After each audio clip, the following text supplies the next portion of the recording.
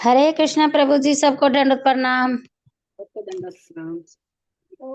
ज्ञानतिमिरन्दस्य ज्ञानाञ्जनशलाकया चक्षुरुन्मिलितं येन तस्मै श्रीगुरवे नमः। नमो विष्णुपादाय कृष्णपृष्ठाय भूतले श्रीमते भक्तिवेदान्त स्वामिनिति नामिने नमस्ते सारस्वती देवे गौरवाणी प्रचारिणे निर्विशेष शून्यवादी पाश्चात्य देशतारिणे। हे कृष्णा करुणा सिंधु दीनबंधु जगत्पते गोपेश गोपिका कांत श्रीराधा कांत नमस्तुते। तप्त कांचन गौरांगी श्रीराधे वृंदावनेश्वरी वृषभानुसुते देवी प्रणमामि हरिप्रिये। वाञ्छाकल्पतरुभ्यश्च कृपा सिन्धुभ्यैव च पतितानां पावनेभ्यो वैष्णवेभ्यो नमो नमः। जय श्री कृष्ण चैतन्य प्रभु नित्यानंद श्री अद्वैत गदाधर श्रीवासादि गौर भक्त वृंद। हरे कृष्णा कृष्णा कृष्णा हरे हरे हरे राम राम राम हरे हरे।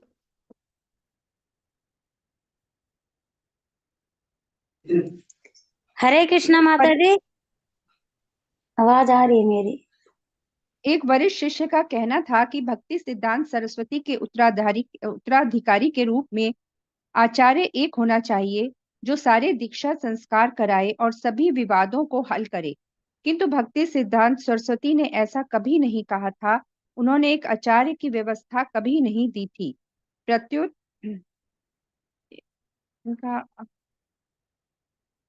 प्रत्युत गौड़ीय मठ के सदस्यों को उन्होंने एक 12 सदस्यीय शासी मंडल बनाने और सामूहिक प्रयत्न करने का आदेश दिया था, किंतु उस आदेश का त्याग कर दिया गया और यह विचार प्रधान बन गया कि नेता एक होना चाहिए।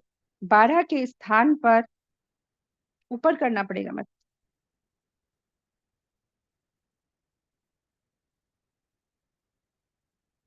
कि नेता एक होना चाहिए। 12 के स्थान पर केवल एक व्यक्ति को चार्ज लेना चाहिए और वह एक व्यक्ति कौन हो, इसके लिए होड़ मच गई। 2 दलों में संघर्ष हुआ। श्रील भक्ति सिद्धांत के एक प्रधान उपदेशक अनंत वासुदेव बड़े महत्वाकांक्षी थे और कुछ सन्यासी समर्थकों की सहायता से उन्होंने अपना दावा जोर से पेश किया। एक दूसरे व्यक्ति कुंज बिहारी की आंख दुष्ट प्रकृति के कारण जायदादों पर थी। श्रील भक्ति सिद्धांत के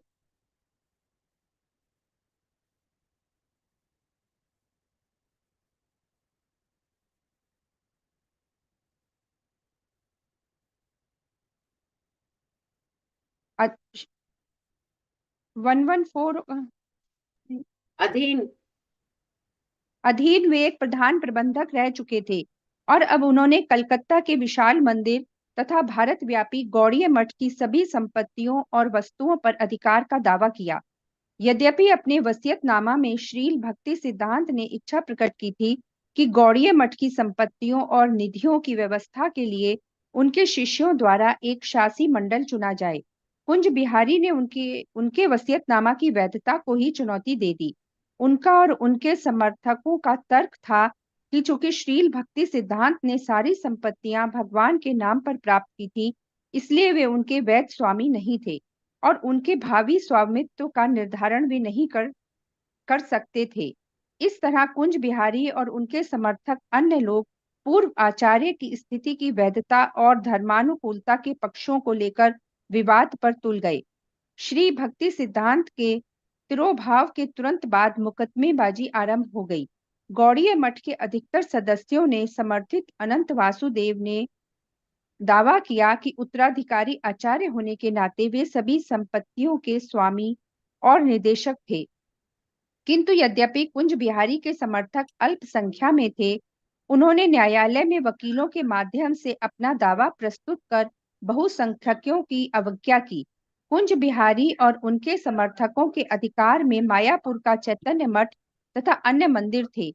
वासुदेव के समर्थकों ने दूसरी इमारतों पर अधिकार कर लिया। विग्रह और हाथापाई होने लगी। गौड़ीय मठ का प्रचार कार्य बंद हो गया। हरे कृष्ण माता जी। जी, हरे कृष्णा किरण माता। तिवारी, किरण तिवारी माता जी पढ़िएगा। हरे कृष्णा माता जी। हरे कृष्णा। गौड़िया मठ के क्रियाकलापों में भाग ले सकने की अभय की असमर्थता अचानक उनके पक्ष में गई। मठ में एक सदस्य की अपेक्षा वे दर्शक अधिक थे और कम से कम ऊपर से वे मिशनरी कार्यकर्ता की तुलना में घर गृहस्थी वाले व्यवसायी अधिक लगते थे। इससे वे अपने आप झगड़े से दूर थे। बंबई और इलाहाबाद के मठों से वे अवश्य संबंधित थे, पर उनमें न उनकी व्यवस्थापक की स्थिति थी, न उन पर उनका स्वामित्व का दावा था, न मुकदमेबाजी में उनकी कोई भूमिका थी, न ही अधिकार के लिए संघर्ष में वे किसी का पक्ष लेने की इच्छा रखते थे। अन्य बहुत से शिष्यों की भांति वे भी यह देखकर मूर्छित से थे कि किस प्रकार उनके आध्यात्मिक गुरु की परस्पर सहयोग की शिक्षाओं की अवहेलना हो रही थी और उनके मिशन को मुकदमेबाजी में झोंक दिया गया था। अभय जानते थे कि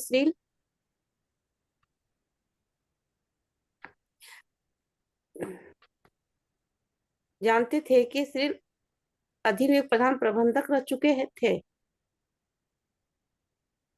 भक्ति सिद्धांत की इच्छा थी कि पेज कटा हुआ आ रहा है मैम माता जी।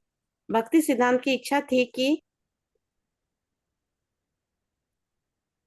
मिशन के नेता भक्ति सिद्धांत की इच्छा थी कि मिशन के नेता आपस में मिलजुल कर कार्य करे, इसलिए झगड़ने वाले दलों में से किसी के साथ उनकी सहानुभूति नहीं थी।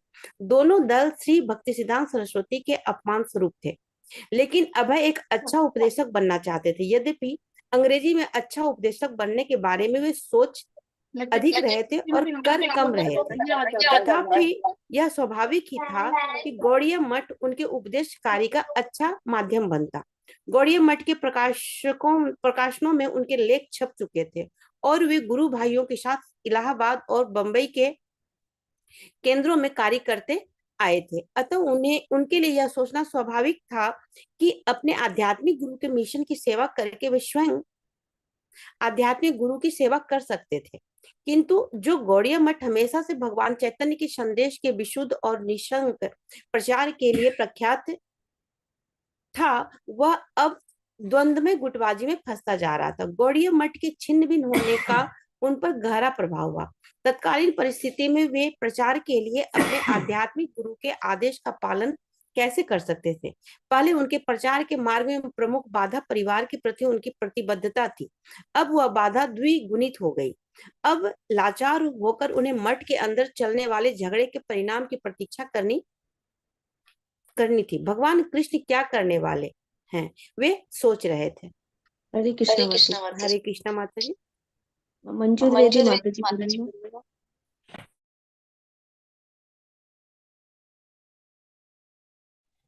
हरे कृष्णा। हरे कृष्णा। हाँ, माता जी पेज कटा हुआ आ रहा है, ये पूरा नहीं आ रहा।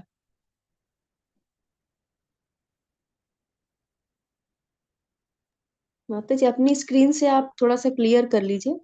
वैसे तो स्क्रीन पे पूरा दिख रहा है। नहीं आ रहा माता जी। यहाँ सही आ रहा है। हाँ देख कभी रही हो से माता जी, ये 1938 ईस्वी से पढ़ी है आप, बम्बई के व्यवसाय में घाटा होने के कारण। हाँ इतना ही पढ़ पाएंगे। हाँ तो और मैं बाद में आगे पेज पलटूंगी जब आगे होगा। बम्बई के व्यवसाय में घाटा के आगे पता नहीं क्या है, कटा हुआ पेज है। के थे अपने परिवार के साथ लैन में एक मकान माता जी आप उसको लेफ्ट में राइट में कीजिए उसको उधर, और अगर आपसे नहीं हो रहा तो फिर कोई और पढ़ेगा। नहीं हो रहा प्रभु जी। विमला माता जी आप पढ़िए। हरे कृष्णा माता जी। हरे कृष्णा। 1938 ईस्वी में बंबई के व्यवसाय में घाटा होने के कारण अवैध, जो अब 42 वर्ष के थे, अपने परिवार के साथ कलकत्ता चले गए और 6 सीताकांत बनर्जी लेन में एक मकान किराए पर लेकर रहने लगे। सड़क एक तंग गली जैसी थी जिसके दोनों ओर 3 मंजिले मकान खड़े थे। उनका ऑफिस दूसरी मंजिल पर था जिसके सामने सड़क थी। परिवार उसके ऊपर रहता था। उन्होंने संलग्न मकान भी किराए पर ले लिया जिसका नंबर 7-8 था। उसकी दूसरी मंजिल पर आसुत जल डेज पेन नीलेमेंट विमल टॉनिक फोड़े का अल्फा नाम का इंजेक्शन तथा अन्य अनेक दवाइयां बनाने के लिए उन्होंने अपना व्यवसाय चला रहे थे। उनके पड़ोसी नहीं नहीं, एक रासायनिक प्रयोगशाला स्थापित की। मकान के पीछे स्थित एक छोटे से आउट हाउस को भी उन्होंने प्रयोगशाला का अंग बना लिया। सामने उन्होंने बड़ा सा साइन बोर्ड लटका दिया, अभय चरण दे एंड सन्स। उस पर मूछदार अभय चरण का चित्र बना था। कभी कभी अपनी मदद के लिए वे 2 या 3 नौकर रख लेते थे, लेकिन ज्यादातर वे अकेले ही अपना कार्य करते थे। आसुत जल से भरे शीशे की कलश वे बंगाल कंपनी और ग्लूकोमेट जैसे एजेंटों को प्रदान करते। डेज पेन लिनेमेंट का विज्ञापन करने के लिए उन्होंने एक छोटी सी पुस्तिका छापी, वात रोग, गठिया और सभी तकलीफों से आराम देने वाली अक्सर दवा। पुस्तिका में लिखा था कि यदि कोई वात रोग, गठिया आदि स्थायी रोगों से छुटकारा पाना चाहता है तो डेज पेन लिनेमेंट के इस्तेमाल के अलावा उसे शराब तथा दूसरी नशीली वस्तुओं से परहेज करना चाहिए और उसका खाना पीना बहुत सादा और शुद्ध होना चाहिए, जैसे सब्जियां और दूध। कलकत्ता में नए कारोबार को शीघ्र सफलता मिली, लेकिन अभय का मन उसमें लगता नहीं था। वे केवल कर्तव्य पालन के लिए उसमें लगे थे। उन्हें अपने परिवार का पालन करना था। कलकत्ता में उनके नए परिचितों ने देखा कि मन से वे भगवत भक्त थे। वे व्यवसायी थे, परिवार के कर्ता थे, लेकिन व्यवसाय और परिवार की तुलना में उनका मन लिखने और प्रचार करने में अधिक लगता था। चंडी हरे कृष्ण माता जी। हरे कृष्णा माता जी। प्लीज प्रभु जी पढ़िएगा। किसको बोलिए माता जी? जय आप ही को। हाँ माता जी, अभी हरे आज कृष्णा तक आप माता जी। प्रभु जी के बाद पढ़ सकती हूँ। ठीक है, चंडी ठीक है। मुखर्जी, चंडी मुखर्जी बिहारी स्ट्रीट के पड़ोसी। उनका मन केवल भक्तिपरक कार्यों में लगता था। व्यवसाय तो वे केवल अपने परिवार का पालन करने के लिए करते थे। लाभ कमाने, धन इकट्ठा करने या धनी बनने में उनकी रुचि नहीं थी। चरण मुखर्जी अभय के निकट पड़ोसी। अभय चरण दे उन सभी तर्क विहीन बातों को बड़े धैर्य के साथ सुनते जो हम में से कोई भी उनके सामने रखता। दर्शन शास्त्र से अनभिज्ञ मैं बहुत सी तर्कहीन बातें उनसे कहता और वे हमेशा धैर्यपूर्वक उनको सुनते थे। वे किसी बात से उद्वेलित नहीं होते थे। वे सदैव शांत रहते थे और मुझे भगवान के बारे में बताते थे। वे केवल कृष्ण भगवान की बात करते थे। वे गीता का अनुवाद कर रहे थे। अभय अपना व्यवसाय चला रहे थे। उनके पड़ोसी प्रायः उन्हें सामने के कमरे में खाट पर बैठे देखते थे। वे अपने आध्यात्मिक गुरु की पुस्तकें पढ़ते रहते थे और कभी-कभी संस्कृत के श्लोक सस्वर पढ़ा करते थे। जो कोई उनके पास आता उनसे दर्शन शास्त्र पर वाद विवाद उन्हें पसंद था। उनका परिवार प्रायः ऊपर रहता था। अभय धोती कुर्ता पहने या कभी-कभी केवल धोती और बनियान पहने नीचे सामने के कमरे में अकेले बैठे रहते थे।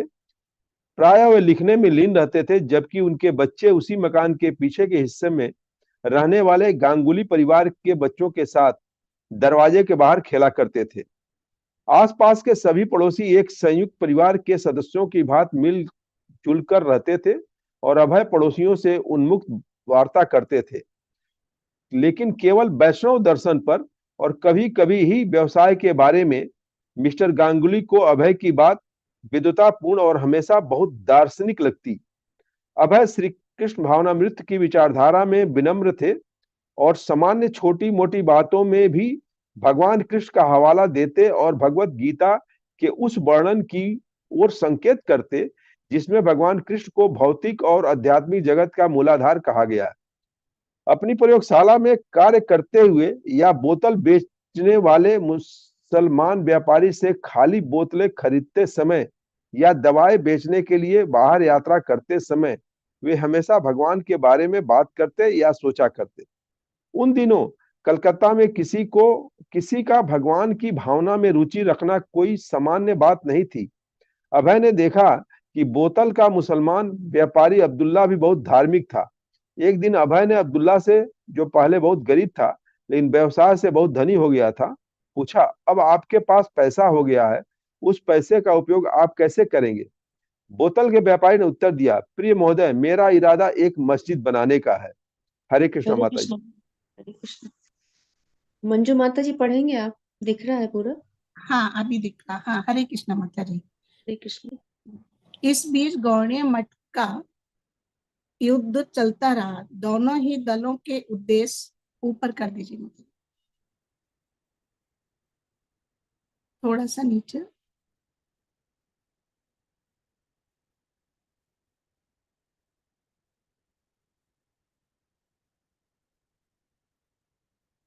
दल दूषित अपने थे। हरे हरे कृष्ण। कृष्ण माता जी, यहाँ से पढ़ो, दूषित थे। दूषित थे। हाँ हाँ हाँ माता जी, दूषित थे और दोनों ही दल अपने आध्यात्मिक गुरु की शिक्षाओं से विरक्त हो गए थे। संपत्तियों के स्वामित्व का निर्णय मुकदमेबाजी से करने का प्रयत्न ही इस बात का प्रमाण था कि भक्त लोग अपने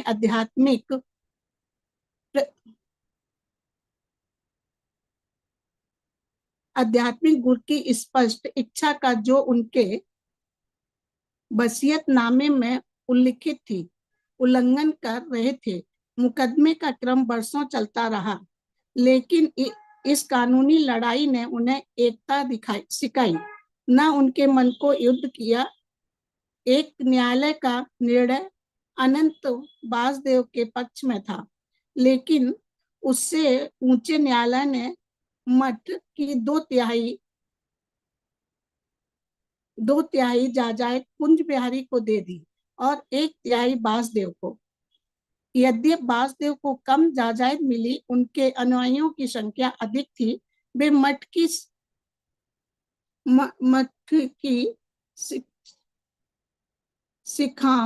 शिक्षाओं को पुनर्जीवित करने पर अधिक तुले लगाते थे। लेकिन बाद में एक औरत रख लेने के कारण जब सन्यास के आदेशों से उनका पालन हो गया, अब उनका दल और भी छिन्न भिन्न हो गया। अधिकतर सन्यासी अपने सिद्धांतों पर अटल बने रहे, लेकिन उनमें से बहुत से संपन्न संघर्षरत दोनों दलों के अधिकार क्षेत्र का घृणावश त्याग कर दिया। भिन्न भिन्न व्यक्तियों ने अपने भिन्न भिन्न आश्रम बना लिए, जैसे गौड़ीय मिशन, चैतन्य गौड़ीय मठ आदि। गौड़ीय मठ का एकीकृत अस्तित्व, जिसमें बहुत ही मंदिरों, कई मुद्रण गोहों का समावेश था और उनके अधीन सैकड़ों अनुयायी सहयोग पूर्वक कार्य करते थे, समाप्त हो गया।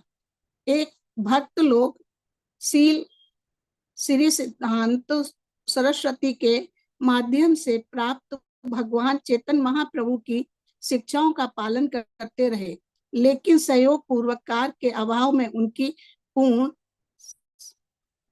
पूर्व सम्मिलित क्षमता में ह्रास हो गया।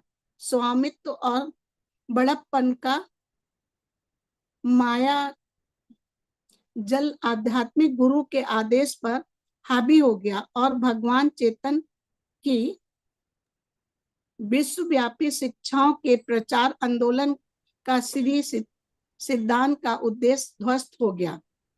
हरे कृष्ण अब माता है जी। हरे हरे कृष्णा। कृष्ण। सॉरी, नंदिनी बीच बीच माता में जी मिस पढ़िए। हो रहा था, क्लियरिटी नहीं हो रही थी। हरे कृष्ण माता जी। हरे अभय कृष्ण। जाते, उनके गुरु भाई उनकी ओर आकृष्ट हो जाते। श्रीधर महाराज, वही श्रीधर जिनके साथ उन्होंने बंबई में कार्य किया था और जिन्हें वे बहुत अच्छा भक्त और विद्वान मानते थे, के कुछ अनुयायी अभय से उनके बनर्जी लेन स्थित निवास पर मिले और यह समाचार उन्होंने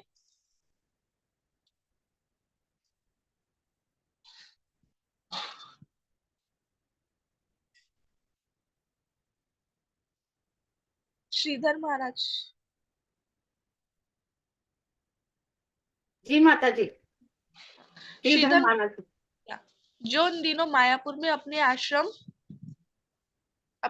में रहते थे। श्रीधर महाराज गौड़िया मठ के गुटों से अलग हट गए थे, लेकिन एक सन्यासी के नाते वे अब भी प्रचार में लगे थे और वैष्णव साहित्य को प्रकाशित करने में रुचि रखते थे। वे कलकत्ता में एक आश्रम रखना चाहते थे, इसलिए अभय के 7 नंबर वाले मकान में उनकी रासायनिक प्रयोगशाला के ऊपर उन्होंने 20 रुपए महीने पर तीसरी मंजिल में 4 कमरे किराए पर ले लिए। अब श्रीधर महाराज, पुरी महाराज और भक्ति सारंग महाराज जब कभी कलकत्ता आते तो वे एक एक छोटे कमरे में अलग अलग ठहर पाते। सन्यासियों और ब्रह्मचारियों का वहां नियमित आश्रम बन गया और श्रीधर महाराज ने सामने एक साइन बोर्ड लगा दिया, देवानंद सरस्वती मठ। श्रीधर महाराज द्वारा मायापुर में एक मठ और कलकत्ता में उसकी शाखा की स्थापना गौड़िया मठ में फूट का उत्तर था। मुकदमे और उसकी अपील तथा दर अपील के परिणाम की प्रतीक्षा किए बिना वे अन्य सन्यासियों की तरह नए शिष्यों को दीक्षित करने और प्रचार करने में लगे थे। अभय को श्रीधर महाराज और दूसरों को छोटे से आश्रम में उनके सहयोगी बन गए थे, प्रोत्साहन देने में प्रसन्नता होती।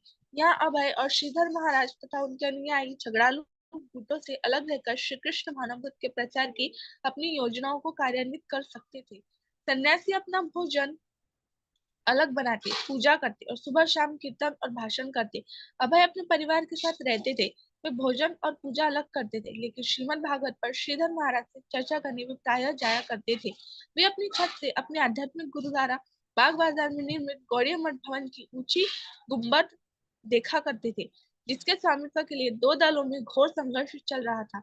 श्रीधर महाराज और उनके सहायकों के प्रचार कार्यक्रमों में अभय प्रायः साथ देते और उनमें मृदंग बजाते, और जब श्रीधर महाराज बीमार पड़ जाते तब अभय उनके अनुयायियों के साथ प्रचार कार्यक्रमों का नेतृत्व करते, कीर्तन करते, मृदंग बजाते और श्रीमद् भागवत पर भाषण देते। श्रीधर महाराज धन कमाने के लिए कड़ी मेहनत करते। अभय हमें नहीं दिखाई दिए, न वे धनी थे न ही उनके पास बहुत पैसे थे।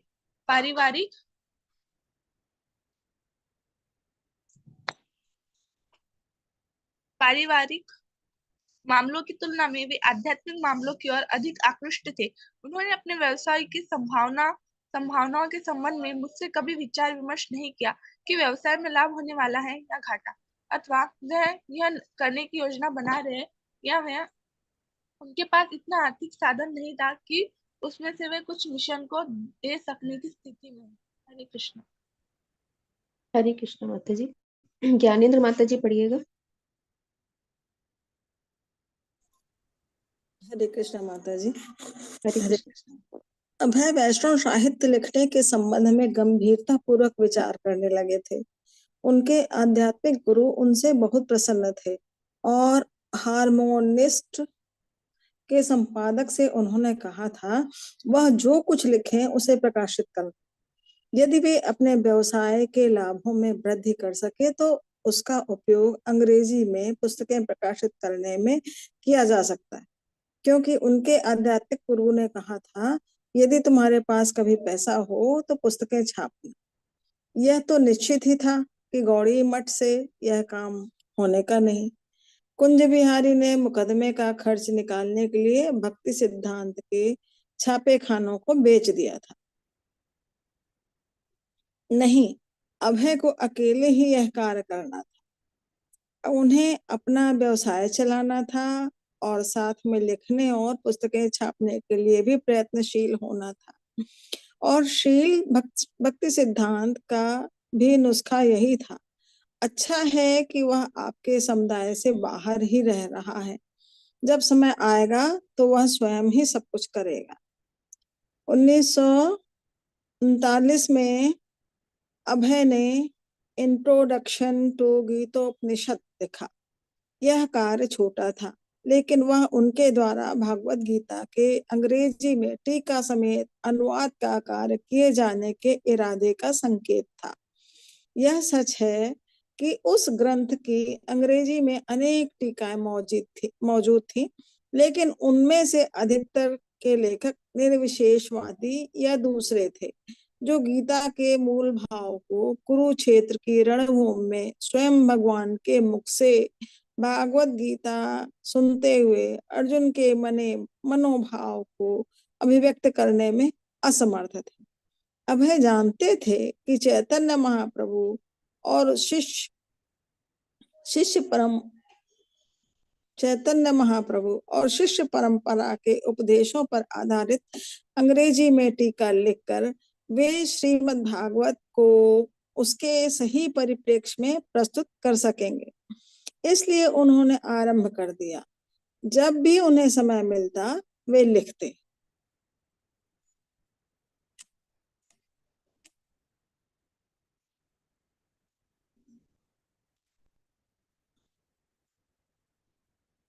यद्यपि मीन मेघी व्याकरण को उनकी अंग्रेजी में दोष दिया जाता था, लेकिन उसका आशय हमेशा स्पष्ट था।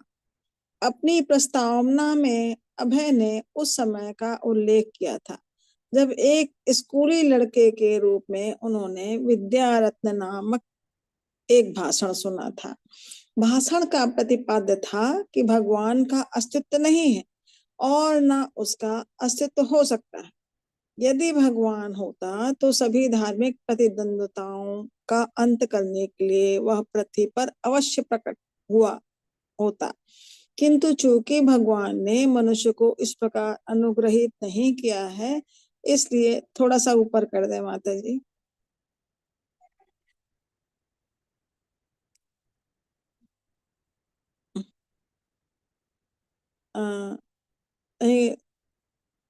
अब चूंकि हमें अपने मन हाँ, से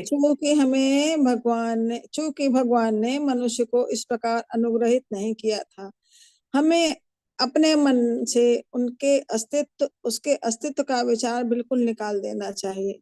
अभय ने आगे लिखा कि श्रोताओं में सभी कम उम्र के लड़के थे, अतः वे भाषण की विषय वस्तु की गहराई में नहीं गए।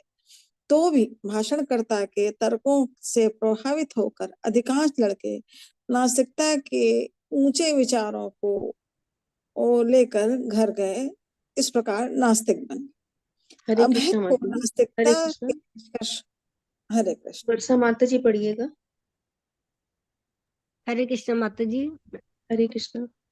प्रणाम। अभय को नास्तिकता के निष्कर्ष से संतोष नहीं था, क्योंकि मेरे पिताजी ने मुझे श्री श्री राधा गोविंद की आराधना में प्रशिक्षित किया था। लेकिन विद्यारत्न भाषण सुनने के बाद नास्तिकता और अनास्तिकता के बीच मेरे मन में संघर्ष छिड़ गया था। बाद में अपने आध्यात्मिक गुरु श्री भक्ति सिद्धांत से सुनकर अभय की समझ में आ गया था कि भगवान का अस्तित्व कार्य के हर क्षेत्र में है, लेकिन उसे देखने की दृष्टि हमारे पास नहीं है। अभय ने लिखा, यदि भगवान स्वयं को पृथ्वी पर प्रत्यक्ष भी करें तो संघर्षरत सांसारिक जीव आपसी विग्रह रोककर उन्हें या उनके अवतार को अपनी मूर्तावश देखेंगे नहीं। भगवान के अनुग्रह से ऐसा कर सकने का जन्म सिद्ध अधिकार केवल आत्मा को है। भगवत गीता विद्या का सच्चा रत्न है और गीता में भगवान कृष्ण संसार में लड़ने वाले लोगों से कहते हैं, मैं यहाँ हूँ, लड़ाई ना करो। यह वह नास्तिक जिसने विद्या रत्न के विषय में भाषण किया था, रत्न से अंधा हो गया था और इसीलिए श्री भगवान को ना वह देख सकता था और ना उनसे अभिभूत हो सकता था। अतः वह दूसरों को भी तथाकथित रत्न बनाने के उद्देश्य से बोलता गया था। अपने आध्यात्मिक गुरु के अनुकरण पर अभय ने शुद्ध ईश्वरवाद के विरोधियों का सामना करने में आक्रामक प्रवृत्ति का प्रदर्शन किया। अपने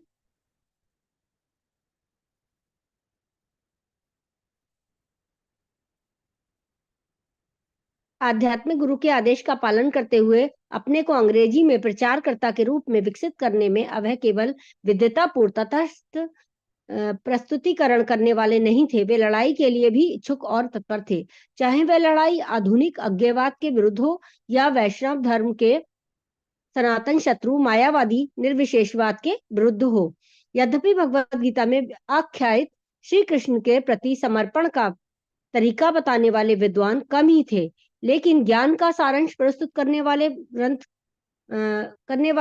के रूप में भगवत गीता का सम्मान लगभग सभी करते थे। इसीलिए श्री भगवान और धर्म के विषय में भ्रम फैलाने वालों का सामना करने के लिए गीता सर्वोत्तम उपाय थी। अज्ञेयवादियों, देववारोपणवादियों मानवीकरणवादियों, निर्विशेषवादियों, एकाधिदेववादियों, सर्वेश्वरवादियों और अद्वैतवादियों के लिए गीता एक चुनौती थी। यद्यपि गीता पर 600 से भी अधिक टीकाएं लिखी जा चुकी थीं, लेकिन वे उन लोगों द्वारा लिखी गई थी जिनके मन में श्री भगवान के प्रति आंतरिक घृणा थी और इसलिए वे अपूर्ण थी। अभय ने लिखा कि ऐसे ईर्ष्यालु व्यक्ति भगवत गीता के वास्तविक अर्थ को नहीं समझ सकते, जैसे बोतल में बंद शहद तक मक्खी की पहुंच नहीं हो सकती। अभय ने भारतीय संस्कृति का वर्णन उसकी विचारों की गहराई और निष्कर्षों की प्रत्यक्ष संश्लिष्टता के कारण उसे अपार सागर बताकर किया। उन्होंने घोषणा की कि लेकिन इस पुस्तक में प्राप्त धर्म ग्रंथों के हवाले से जो भारतीय संस्कृति और विचार का लिखित इतिहास है, मैं सिद्ध कर दूंगा कि श्री कृष्ण स्वयं परम भगवान है। 7 बनर्जी लेन में रहने वाले सन्यासी अभय के विचार और इरादों से प्रभावित हुए। चूंकि यह परंपरा थी कि एक विशेष रूप से योग्य वैष्णव को उसके गुणों के अनुसार कोई उपाधि दी जाए, इसीलिए भक्ति सारंग गोस्वामी ने अभय को भक्ति सिद्धांत की उपाधि देना चाहा। लेकिन श्रीधर महाराज ने इसे अनुपयुक्त समझा कि अभय को वही उपाधि प्रदान की जाए जो उनके आध्यात्मिक गुरु की थी, और उन्होंने कहा कि अभय की उपाधि को भक्ति वेदांत कर दिया जाए। अभय आभारी थे। उनकी उपाधि में धर्म के प्रति भक्ति का उस गहन विद्वता से मेल था जो भगवान चैतन्य के विद्वान शिष्यों में पीढ़ी दर पीढ़ी चलती आ रही थी, और उन्हें अपने गुरु भाइयों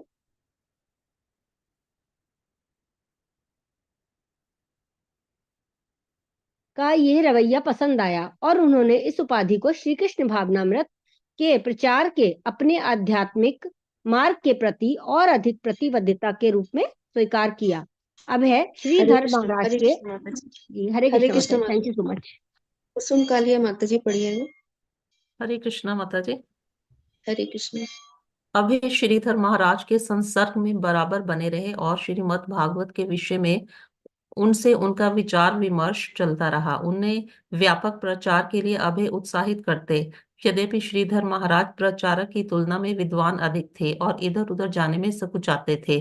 कई अवसरों पर अभय ने श्रीधर महाराज को अपने साथ जाने के लिए और गांधी और नेहरू पर ये अभियोग चलाने के लिए वे भगवत गीता के सिद्धांतों का पालन क्यों नहीं करते, मनाने का प्रयास किया। 7 बनर्जी लेन के आध्यात्मिक साहचर्य का एक फल प्रपन्न जीवन अमृत नामक ग्रंथ था जिसे श्रीधर महाराज ने संकलित किया। ये वैष्णव धर्म के विभिन्न ग्रंथों के श्लोकों का, जिसमें रूप गोस्वामी की रचनाओं में से भी उद्धरण सम्मिलित थे, एक संग्रह था। समर्पण के 6 विभागों के अनुसार ये 6 अध्यायों में विभाजित था। देवानंद सरस्वती मठ के सन्यासियों के साथ मिलकर अभय ने इसके प्रकाशन के लिए अर्थव्यवस्था की। इस प्रकार मित्रों के सामूहिक प्रयत्न से ये प्रकाशित हुआ। सितंबर 3, 1939 भारत के वायसराय लॉर्ड लिनलिथगो ने घोषणा की कि भारत जर्मनी के साथ युद्ध की स्थिति में है। इस प्रकार इंग्लैंड ने भारतवासियों की सहमति के बिना ही भारत को युद्ध में झोंक दिया। यद्यपि स्वतंत्रता के लिए कटिबद्ध भारत को ये विदेशी अधिकार प्रदर्शन बहुत बुरा लगा, लेकिन अभय में लोगों के विचार भिन्न भिन्न थे। भारत स्वतंत्रता चाहता था, तभी पाश्चात्य अधिनायकवाद के विरुद्ध सह राष्ट्रों के पक्ष का ये समर्थक था। पूर्व की ओर से साम्राज्यवादी जापान से उसे आक्रमण का डर था। एक लेखक ने उस समय की भावना से भरे हुए दिल्ली के एक विद्यार्थी से पूछा, चूंकि आप अंग्रेजों से घोर घृणा करते हैं, क्या आप ये पसंद करेंगे कि जापान भारत पर आक्रमण करे और उसे जीत ले?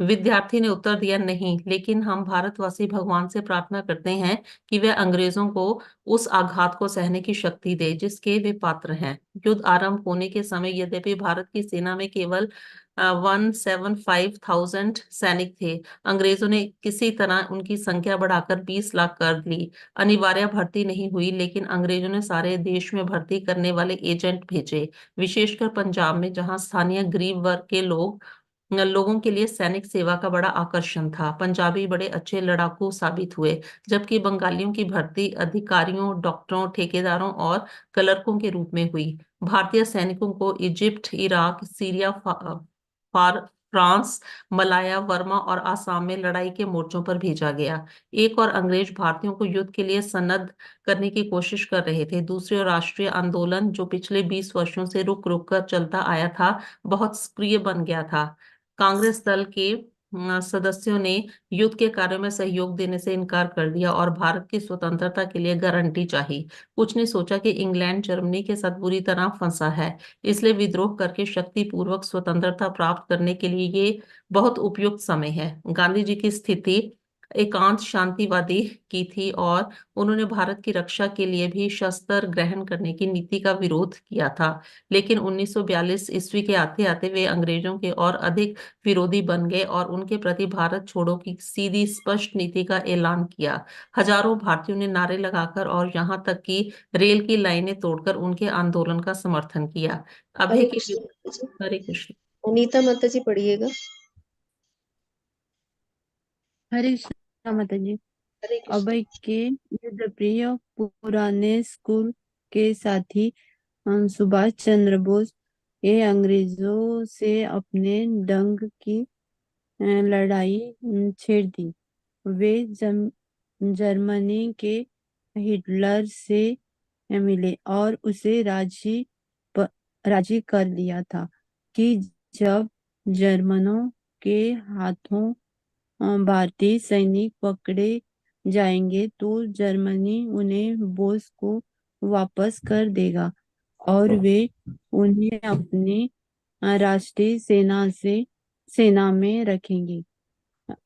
इस सेना को लेकर बोस की योजना भारत लौटकर भगत पर आक्रमण करके और भारत भूमि से अंग्रेजों को भगा देने की थी, किंतु जर्मनी में अपनी प्रगति से असंतुष्ट होकर बोस ने जापान के टोजो के साथ एक ऐसा ही समझौता किया और शीघ्र ही हजारों गुरखों और सिख, जो भारत की सेना में सबसे अच्छे लड़ाकू थे, अंग्रेजी सेना लड़कर सिंगापुर में बोस के स्वतंत्रता सेनानियों में भर्ती हो गए। बोस उत्तर की ओर से भारत पर आक्रमण करने के लिए सेना तैयार करने लगे। तब 1943 में अंग्रेजों में देखा कि जापानी जो बर्मा को पहले ही जीत चुके थे, भारत के द्वार पर पहुंच गए हैं। बंगाल के बिल्कुल निकट वंचित करो नामक नीति का अनुसरण करते हुए अंग्रेजों द्वारा खाद्य सामग्री ले जाने वाली बहुत सी भारतीय नावों को डुबो दिया गया और धान की बड़ी फसलें नष्ट कर दी गई। इस डर से कि कहीं ये सब शत्रु के हाथ में न पड़ जाए, इसका परिणाम यह हुआ कि अन्न के अभाव में और व्यापार के लिए नावों के बिना भारतीय अकाल ग्रस्त होकर मरने लगे। 150 वर्षों के बीच बंगाल में पड़े अकालों में यह अकाल सबसे भयानक था। सरकार ने खाद्यान्नों की कीमतों पर से सभी कंट्रोल हटा दी और ऐसे लोग जो गगनस्पर्शी भावों पर खाद्यान्न नहीं खरीद सकते, एक कलकत्ता की सड़कों पर मरने लगे। हरे श्रील कृष्ण प्रभुपाद। हरे कृष्ण। हरे कृष्णा माता जी। किरण तिवारी माता जी पढ़िएगा। हरे कृष्णा माता जी हमें बोल रही हैं? हाँ जी माता जी। जी। श्रील प्रभुपाद, मुझे ज्ञात है सरकार ने कृत्रिम अकाल पैदा किया था, युद्ध चल रहा था, इसलिए मिस्टर चर्चिल की नीति लोगों को अभावग्रस्त रखने की, जिससे वे स्वेच्छा से सैनिक बने, इसलिए यह नीति कार्यान्वित की गई। बड़े लोगों ने सारा चावल इकट्ठा कर लिया। चावल 6 रुपये मन बिक रहा था, अचानक वो 50 रुपये मन बिकने लगा। मैं बनिए की दुकान में चावल खरीदने गया था, अचानक बनिए ने कहा, नहीं नहीं, मैं नहीं बेचूंगा। उस समय चावल 6 रुपये मन था, इसलिए वह एकाएक बेचने को तैयार नहीं था। कुछ घंटे बाद मैं फिर खरीदने गया और चावल का भाव 50 रुपये मन हो गया था। सरकार द्वारा नियुक्त एजेंट चावल और दूसरी चीजें जो हर दिन की आवश्यकताएं हैं खरीदने लगे। वे कोई भी कीमत दे सकते हैं क्योंकि मुद्रा उनके हाथों में है। वे तथाकथित सैकड़ों डॉलर के नोट छाप सकते हैं और भुगतान कर सकते हैं। एक आदमी यह सोचकर संतुष्ट हो जाता, हरे कृष्ण,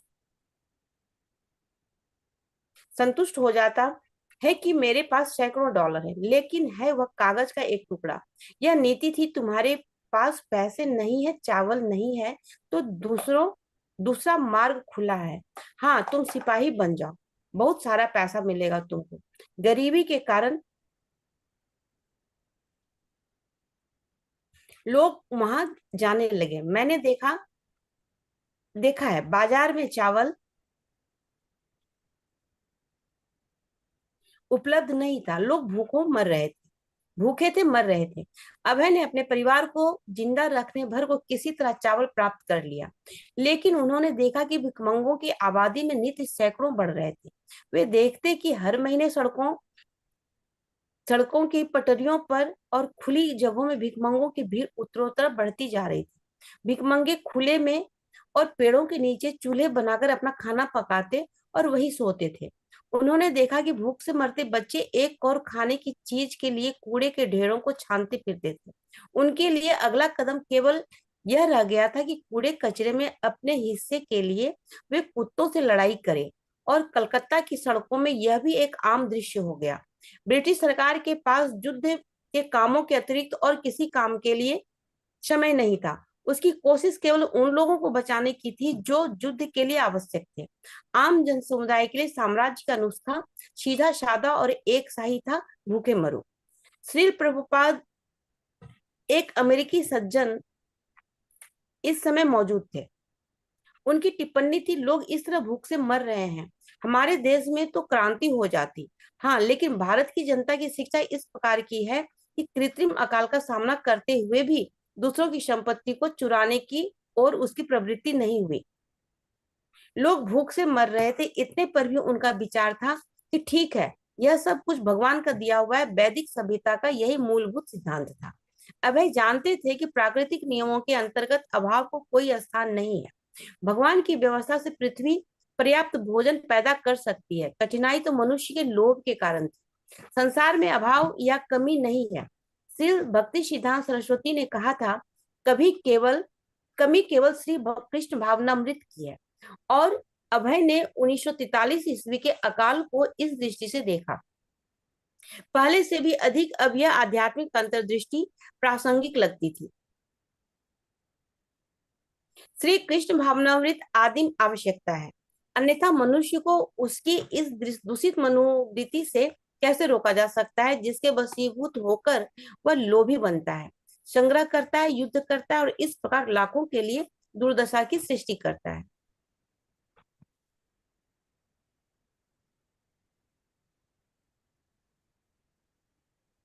अभय भारत में अंग्रेजों के घृणित कार्यों को देख चुके थे। वे यहाँ के जुलाहों के अंगूठे काट देते थे, जिससे उनके द्वारा बुना गया सूती कपड़ा विदेशी कपड़े के मुकाबला न कर सके। वे बेकसूर बेहथियार नागरिकों को सीधे गोली मार देते थे। वे जानबूझकर अकाल पैदा करते थे। वे इस भ्रम का प्रचार करते थे कि भारतीय सभ्यता बहुत पिछड़ी हुई है। इतना होने पर भी अभय को विश्वास नहीं था कि भारत के स्वतंत्र हो जाने पर स्थिति में अवश्य सुधार हो जाएगा। जब तक कि यहाँ का नेतृत्व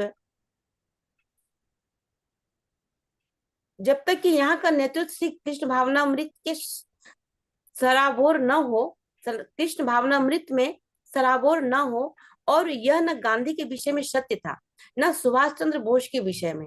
तब तक सरकार देश को कोई वास्तविक समाधान नहीं दे सकती, भले ही कोई काम चलाऊ व्यवस्था उसके द्वारा संभव हो जाए।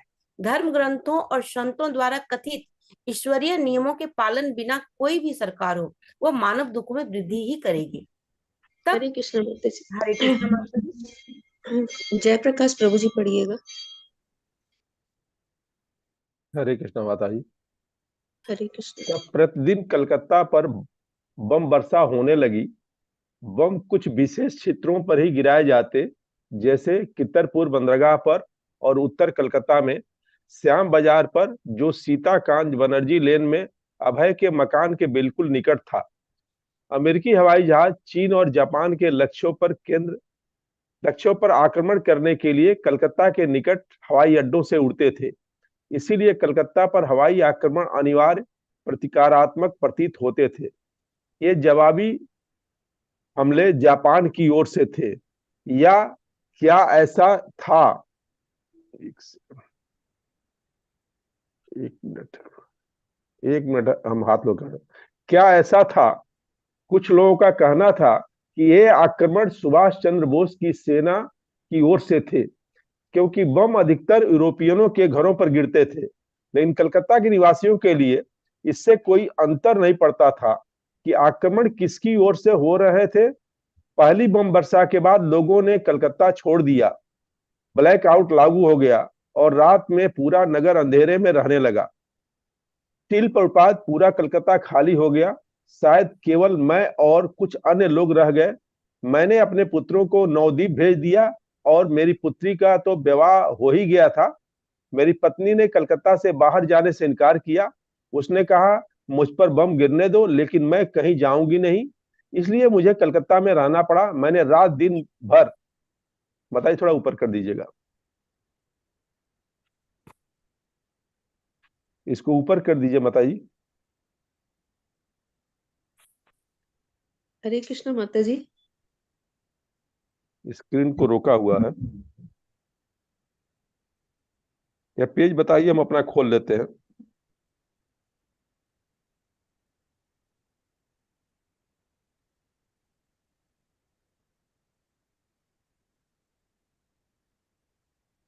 मैं रात भर इसको ऊपर कर दिया। रात भर कलकत्ता पर बम वर्षा होते देखा और मैं भोजन कर रहा था जब भोंपू बजा। प्रबंध यह था कि हर घर में सुरक्षा कक्ष बना था। मैं भूखा था, इसलिए मैंने भोजन समाप्त किया। तब मैं सुरक्षा कक्ष में गया और बम वर्षा में आरंभ हो गई। चीज क्या, मैं सोच रहा था यह भी श्री कृष्ण का एक रूप है, लेकिन यह रूप बहुत प्रिय नहीं था। हरे कृष्णा माता जी। हरे कृष्ण। हरे कृष्ण माता जी। रुके माता जी यहीं पर। हाँ जी माता जी, प्रभु जी।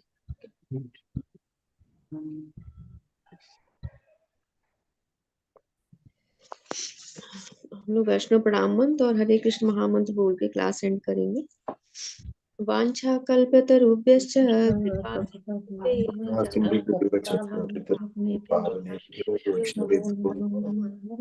हरे कृष्ण हरे कृष्ण हरे राम राम राम हरे हरे कृष्ण कृष्ण कृष्ण हरे हरे हरे राम राम राम हरे हरे कृष्णा प्रभु जी, हरे कृष्णा माता हरे जी। कृष्ण माता जी, सभी को